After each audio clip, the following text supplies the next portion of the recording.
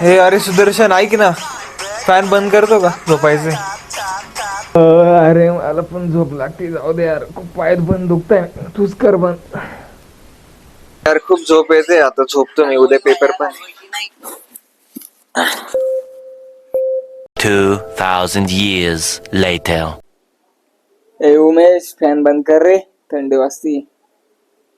उमेश, ए उमेश, झोपला वाटतं हा पण. काय करू मी आता?